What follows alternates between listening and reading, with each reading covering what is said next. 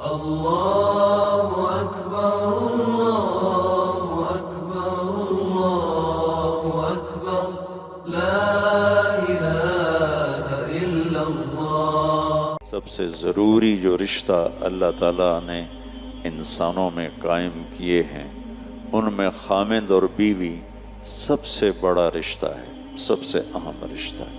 یہ پہلا رشتہ ہے جو اللہ نے قائم کیا حضرت آدم اور حوا کے درمیان۔ یہ آخری رشتہ ہے جو انسانوں میں قائم رہے گا جنت میں۔ ہر مرد اپنی بیوی کے ساتھ، ہر عورت اپنے خامند کے ساتھ جوڑا جوڑا جوڑا جنت میں رہیں گے،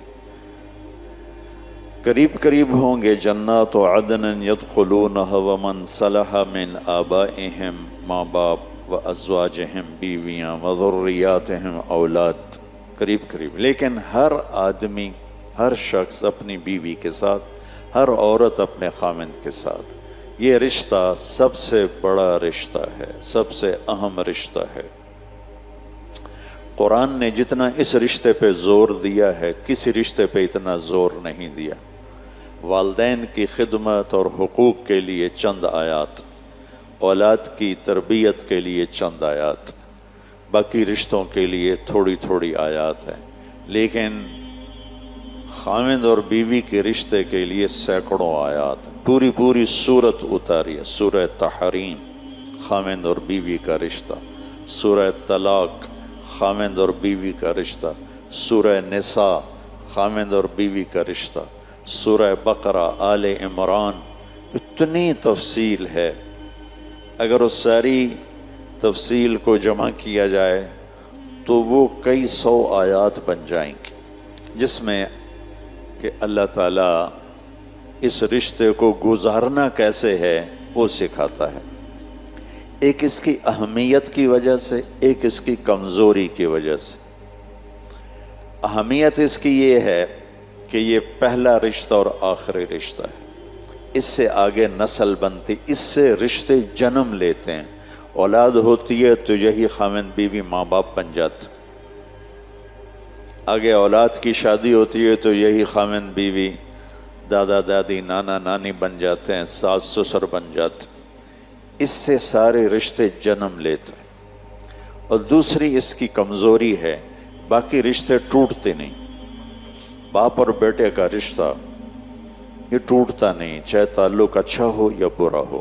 بھائی اور بھائی کا رشتہ یہ ٹوٹتا نہیں، چاہے تعلق اچھا ہو یا برا ہو۔ بہن بھائی کا رشتہ یہ ٹوٹتا نہیں، چاہے بول چال ہو یا بند ہو۔ لیکن خامند اور بیوی کا رشتہ ایک بول پہ ٹوٹ جاتا ہے، ایک لفظ پہ ٹوٹ جاتا ہے، اور اللہ چاہتے ہیں کہ وہ حالت پیدا نہ ہو اور وہ صورتحال پیدا نہ ہو۔ اس سے کیسے نکلنا ہے، اسے کیسے بچنا ہے؟ صورتیں بھری پڑی، زندگی کیسے گزارنی ہے، صورتیں بھری پڑی ہیں۔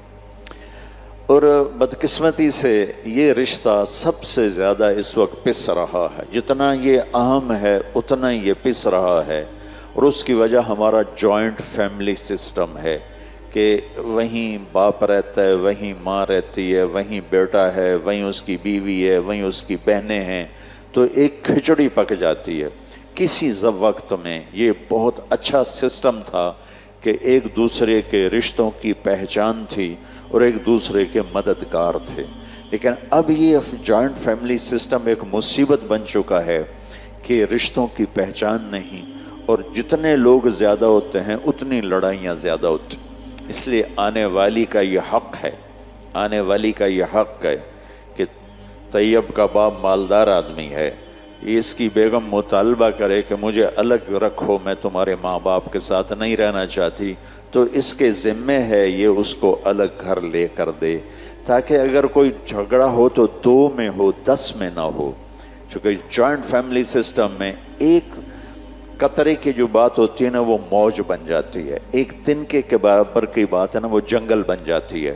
اور خاص طور پر ساس اور بہو کا جو رشتہ ہے یہ بہت مسخ ہو چکا ہے، یہ بڑا پیارا رشتہ ہے۔ میں نے اپنی بیٹیوں کو ڈولی میں بٹھا کے رخصت کر دیا، میرا گھر میری بیٹیوں سے خالی ہو گیا۔ اب میں کسی کی بیٹی لے کے آ رہا ہوں یا آ رہی ہوں، میں اسے اپنی بیٹی بنا لوں، یہ آنے والی اسے اپنی ماں بنا لے تو یہ کتنا خوبصورت رشتہ ہے. لیکن ساس ہی سب سے نیگیٹو کردار ہے اور سسر ہی سب سے نیگیٹو کردار ہے کہ یہ جانتے نہیں کہ میرے نبی کی زندگی کیسی تھی. میرے نبی نے مدینے کے صحابہ کو انصار کہتے ہیں اور مکے کے صحابہ کو مہاجرین کہتے ہیں. تو ایک دفعہ میرے نبی نے اپنے مدینے والے ساتھیوں کی تعریف کرتے ہوئے یہ بات فرمائی کہ یہ جو میرے انصار مدینہ ہیں یعنی مدینے والے یہ بڑے عالی شان لوگ ہیں. آپ نے ان کی سنو کس بات پہ تعریف کی. تہجد پہ نہیں، نماز پہ نہیں، جہاد پہ نہیں، تبلیغ پہ نہیں، ذکر پہ نہیں، تلاوت پہ نہیں. کہ یہ جو مدینے والے میرے صحابہ ہیں یہ بڑے زبردست لوگ ہیں. ان کے گھر میں جب کسی کی بیٹی بہو بن کے آتی ہے تو اسے ذرا بھی فرق نہیں محسوس ہوتا کہ ماں باپ کے گھر میں ہوں یا سسرال کے گھر میں. اس آنے والی کو اتنا پیار دیتے ہیں، اتنی محبت دیتے ہیں کہ وہ سمجھتی ہے کہ میں ماں باپ کے گھر ہی ہوں، میں سسرال میں نہیں ہوں. لیکن ہمارے آج کے ماحول میں سسرال آنے والی بیٹی بچی کے لیے ایک جہنم بن جاتا ہے. جہنم، تانے، بولیاں، طنز، تنقیدیں. اور اس میں ایک بڑی وجہ ہے، بچہ ماں پروان چڑھاتی، اللہ اس سے زندگی دیتا ہے، اس کی گود میں پلتے پلتے بڑا ہوتا. جب اس کی شادی ہوتی ہے اس کی محبت کا بہاؤ بیوی کی طرف ہو جاتا ہے. یہ طبعی چیز ہے، فطری چیز. وہ اپنی بیوی کو زیادہ توجہ دیتا ہے، ٹائم دیتا ہے. تو اس کی ماں میں حسد پیدا ہو جاتا. وہ اس حسد کو پھر اپنی بہو کو تنگ کر کے نکالتا. کبھی بیٹے کے کان بھرے گی، کبھی اس کی بےزتی کرے گی، کبھی اس کو تانے دے گی، کبھی کسی قسم کے تانے دے گی. اس کے پیچھے کوئی جھگڑا تھوڑا ہے، اسی نے اس کی اولاد کا، اگلی نسل کا اس نے ماں بننا ہے اور اس آنے والی نے اس کی جگہ سنبھالنی ہے. اگر ترتیب کے مدعے سے اللہ نے رکھا ہے کہ بھئی بڑا پہلے جاتا ہے چھوٹا بعد میں جاتا ہے، وہ یہ سمجھتی ہے کہ یہ میرے گھر کی وارث ہے. پھر اس کو ذلیل کرتی ہے لاشعوری حسد کی وجہ سے. اس کی بہنوں کا رویہ بدل جاتا ہے، اس کے والد کا رویہ بدل جاتا ہے، وہ اس لاشعوری حسد کی وجہ سے. اس لیے اللہ تعالیٰ نے عربوں کا بھلا کرے، ان کی ثقافت ہے جب تک لڑکا الگ گھر نہیں بنائے گا شادی نہیں کر سکتا. چاہے کرائے پہ لے چاہے اپنا لے، الگ ایک کمرے کا گھر ہو لیکن الگ ہو تب اس کی شادی ہوگی، ورنہ شادی نہیں ہوگی. ان کی کھچڑی نہیں بنی ہوئی، ان کی لڑائیاں ایسے نہیں ہوتی ہیں جیسے ہماری. سارا دن ایک لڑکا لڑکی آپس میں الجھ گئے، چھوٹا مسئلہ ہے، لیکن ساتھ ماں بھی الجھ گئی، باپ بھی الجھ گیا، بہنیں بھی الجھ گئے، چاچے بھی آ گئے، مامے بھی آ گئے، دادے بھی آ گئے، نانے بھی آ گئے، اتنے تو سوٹے چل گئے. اگر یہ اس کو گھر لے کے نہیں دے سکتا تو اس کے ذمہ ہے اس کو کرائے پر لے کر دے. اس کے بھی ہمت نہیں ہے تو گھر میں ایک پورشن الگ کر دے، اس کا کچن بھی الگ ہو، اس کا رہنا بھی الگ ہو، تاکہ اس میں کسی کا دخل نہ ہو. وہ اور اس کا خامد اور اس کی بیوی اپنی زندگی شروع کریں. وہ اتنے بھی نہیں رکھتا ہمت، سارے ایک جیسے نہیں ہوتے.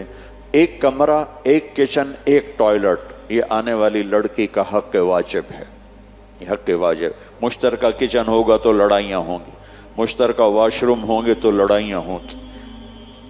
اور اگر یہ اس کی بھی ہمت نہیں رکھتا کہ کمرہ بھی نہیں الگ کر سکتا، واش روم نہیں دے سکتا، کچن نہیں دے سکتا، تو پھر یہ شادی نہ کرے، روزے رکھے تھے تسبیح پڑھے، کسی دینوں برباد نہ کرے.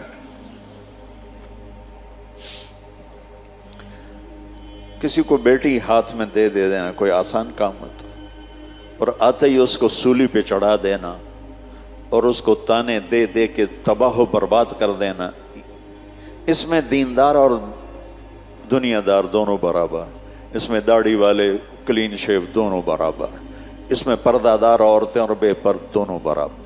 آگ لگی ہوئی ہے، آگ لگی ہوئی ہے، آگ لگی ہوئی ہے. بھائیو، اپنے رشتوں کو آباد کرو میرے نبی والے اخلاق کے ساتھ. رشتوں کو آباد رکھنا ہے تو صرف ایک چیز چاہیے، صرف ایک چیز، صرف ایک چیز، صرف ایک چیز سے ہر رشتہ آباد ہو جائے گا. وہ ہے ایک دوسرے کو برداشت کرنا. یا وہ ہیں میرے نبی کے اخلاق، یا وہ ہے ایک دوسرے کی تعریف، حوصلہ افزائی، یا وہ ہے ایک دوسرے کو طنز اور طعنے سے بچانا۔ ان سینکڑوں آیات کا میں 2 لفظوں میں خلاصہ بتا دیتا ہوں جو اللہ نے خاوند اور بیوی کے رشتے کے لیے آیات صرف 2 لفظوں میں سارا بتا دیتا، صرف 2 لفظ۔